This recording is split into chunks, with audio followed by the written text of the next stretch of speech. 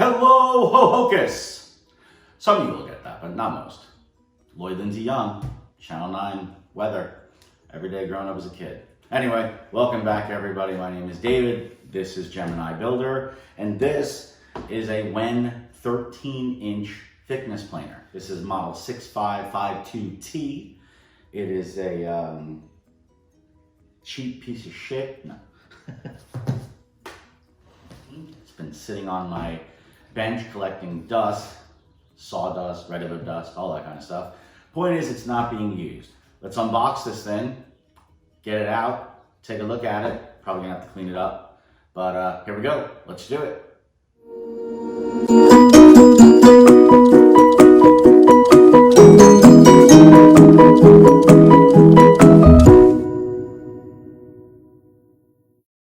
So as you just saw in the time lapse, I opened it up, unboxed it, put it on the floor, picked it up and put it on the bench. Let me tell you something. First thing I'm gonna do is build a mobile cart for this thing and everything else that I just recently purchased to roll around on. Portable, bench top, whatever you want to call it. This thing is damn heavy and I'm not picking it up anymore if I don't have to. So mobile cart to sit this, the joiner and the sanding stations and the router table that I'm gonna buy. That's all coming soon because these things are heavy. God. It comes with a dust collector chute, an adapter, folding bed, blade adjustment, Allen key, height adjustment handle. I do like the orange and red, the orange and black colors, very Halloween. Whatever these things are. Thank God they didn't go far. All right.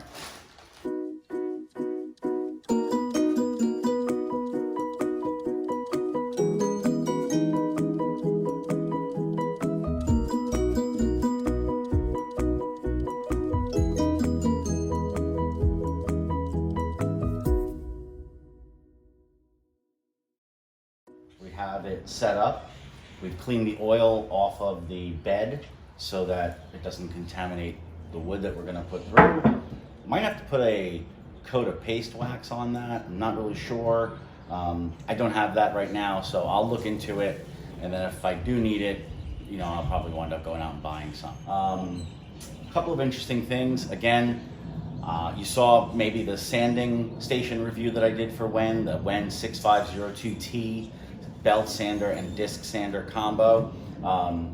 That connected right up to my shop vac. Very happy to say this does also. So hopefully that'll mitigate a lot of the dust, you know, wood chips flying all over the shop and having to be cleaned up later on.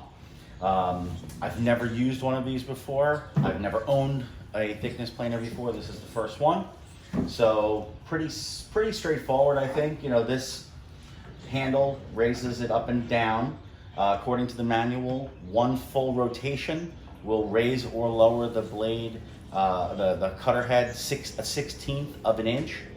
So something to keep in mind. There is a gauge here that shows the thickness that you're going to be planing to.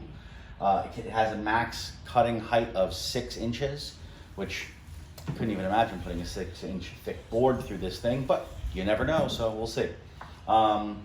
One thing I did find interesting, I don't know if they all have these. Again, I've never used one before, but there is a gauge here. So if you bring this down a little too far, it gives you, or not enough, it will give you a height that you're gonna be trimming off of that piece. So if we turn this down 2/16 or so, and I push this in, there's a roller that catches the wood and tells you how much you're gonna be taking off. So this, right now we'll be taking off a 1/16 of an inch. We can back that off and make it a 32nd, which I think is what I'm going to do for my initial cut, just so we're not taking too much off the first time. They recommend no more than 3/32, but I guess you can do 1/8 also, but you don't want to be, you know, really straining your blades and straining the motor. Also in the manual, it talks about not to surface plane board less than 14.5 inches thick. excuse me, 14.5 inches long, could cause issues and kickback. Also, it does warn against ever planing end grain. So if you ever make a cutting board or something like that, I would imagine, if you're gonna run it through, you don't wanna run it through like that, because it could cause actually an explosion, according to the explosion of the wood, not of the actual thing, but explosion of your piece that you spent all that time and effort building. So let's get this turned on, run our first piece through, and see what we got. So just so you guys are aware, this piece is just a plain old 2x4 that we had left over, cut off from the sofa table, the outdoor sofa that I built. You can see here the grain is rough, and we're just gonna run it through and see what happens. Let's figure it out. I gotta say, I was a little nervous just plugging it in, which is crazy, but I guess it's just the excitement of the day. Eye protection, hearing protection. Let's turn this thing on and see what happens.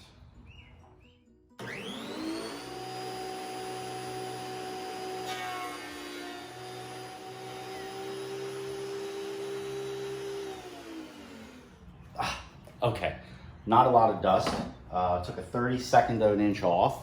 Not sure how much of this you can see, but almost all of the roughness is gone. So that's very cool. Happy with that. We're gonna run it through again, see if we can get it all perfectly smooth. Dust collection seems to be working, so I'm happy about that. Let's crank this down one more time.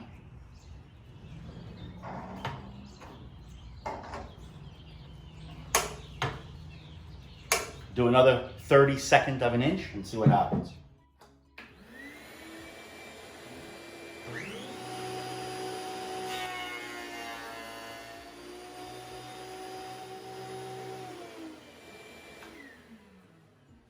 So I think I have to fiddle around with the in-feed table and out-feed table, make them flat, because there's definitely noticeable snipe here and less so here, but definitely here. So I'm gonna take a look at the directions, see what they recommend for getting that fixed, make some adjustments, and we'll run it again and see what happens. Did some reading, did a little research online, YouTube, found that the extension tables are supposed to be set the way they are, and a little bit of snipe is not really avoidable. So it's a minimal amount of snipe. Just ran it through with a solid 1/16 of an inch taken off, and it was barely noticeable at the end here. I did rotate the piece so that it wouldn't continue to snipe in the same area, and that did lessen it. So again, I think I'm pretty happy with how this is set up. Came out of the box working well. Oop. So just to review, 15 amp, 13 inches, 6-inch height depth cut, plenty of power, 15 amps, comes with the adjustment tool, alignment magnets for the blade, comes with an onboard, built-in dust chute and an adapter. Did not come with a bag. I said it did, but I think I was confusing that with the joiner, which will be next. But again, best thing going, connects right to the shop vac. I'm gonna put this link for this from Amazon in the description. If you like the review, if you've been thinking about buying it, click on that link, purchase it. A little bit of money goes towards the channel. It would be just so cool to have you part of this community with me. So thank you very much. If you got some value out of this, if you enjoy the content, please like, subscribe, share it with your friends, all of those things. It's been about a month so far since we've been posting videos, and it's been so much fun. I truly enjoy doing it. So here we are, here I am, signing off. Gemini Builder, thanks again, guys. Have a great day.